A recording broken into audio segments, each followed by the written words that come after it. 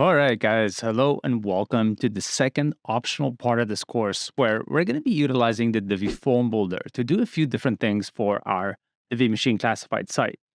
Divi Form Builder is going to enable us to go ahead and create a form where we can submit custom posts, our classifieds post, through a beautiful interface that you can dictate how you want it to work, what you want it to look like, all different types of things, and all those things mapping directly to your custom post type classifieds and those advanced custom fields we put in there. It doesn't end there, though. We can create things like custom submission messages. We can go ahead and create edit forms, delete, all types of functionality added through the power of the Divi Form Builder. So if you have the Divi Form Builder, good on you. It's also included with our membership. So I am excited to show you how to do this, and we're going to break this down into two parts. First, we're going to be building out the submission form, so creating a new Divi Form Builder form so that you can add new custom posts for the classifieds post type, and then an edit form where from the My Account area, if you do have Divi machine accounts also, that you can edit those forms to be awesome, and so that users have a little bit more control over being able to delete or alter the content.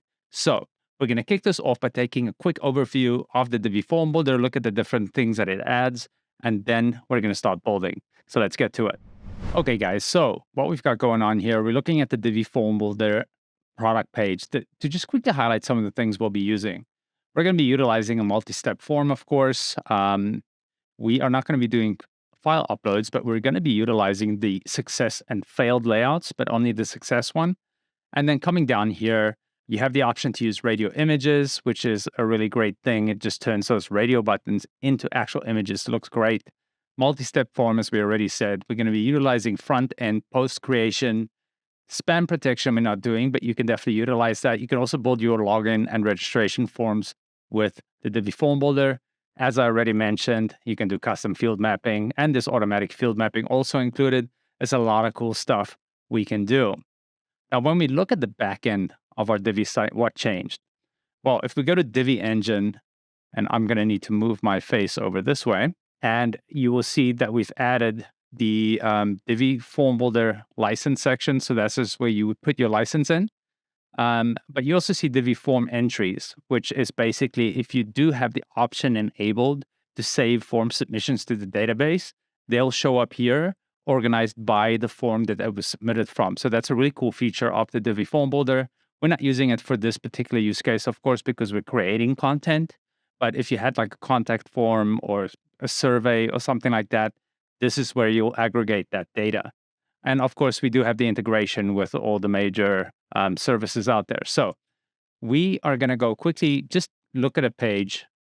And I'm just going to add a test page here because I want to show you just some of the modules added by the Divi Form Builder. So I'm just going to use the Divi Builder here. I'll just build from scratch and single column row. We're not going to do anything crazy. But if I type in the word form now with my Divi Form Builder installed, you can see that we have a few modules that have been added here, these two.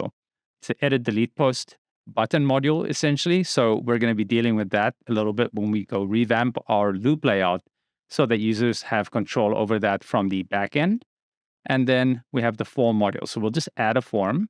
And it kind of functions a lot like the regular Divi form module, but it just is supercharged with a bunch of superpowers. You can see that you can add fields here. And then when we look at the different field types that we have, there's a huge list. And again, I need to move my face over, put me there. And you can see that we've got input fields, email fields, password fields, hidden fields, all types of stuff here. It even goes as far as having a digital signature field. We can put steps in for multi-step forms, which we will be utilizing here. Or you can just put some extra content on the page. It's a lot of different stuff you can do with Divi Form Builder. And you can, there's stuff like Google address fields, we'll be using that as well. And then I mentioned earlier that there are different layout options. So I mentioned that it's pretty similar to how you kind of organize columns. You can have the fields populate certain areas. And then, of course, the mapping options and so forth. And this is all within just this field. But when I come back to the actual form settings, you can control the type of form that you're creating. So is it a login form? Is it a registration form, new account form? All sorts of different things. So you can create any type of custom post type that you have within your Divi install. We've got Ajax submission, so users get that data submitted live. We've got preloaders. We've got all sorts of stuff built in here. And then we can also hide the form after a successful submission and just display that custom notice. Now, the other couple things, you can create notices, which, of course, as I mentioned, you can decide where the notice has to be. And then you decide, is it text or is it going to be a Divi layout? And then, of course, if I select Divi layout, it's going to give me the options of the layouts that I do have in my database. So I'm just going to not do anything with that right now. And then you can also redirect users to another URL after they've submitted the form. So, like a thank you page or something like that, or a page with more details. That makes a lot of sense. And then extra, you can save the entries to the database, as I mentioned. You can enable Bloom subscription, so you have access to all those transactional email providers. And then even select to, which is a great tool when you've got long select boxes that you just want to make available for users to be able to search through. And then, of course, all the spam options, CAPTCHA, reCAPTCHA, and a honeypot. So that's kind of like what the Divi Form Builder looks like and what it adds to your site. Why don't we get into the next lesson where we're going to start building out a new post submission form? So I'm going to catch you in that lesson real soon.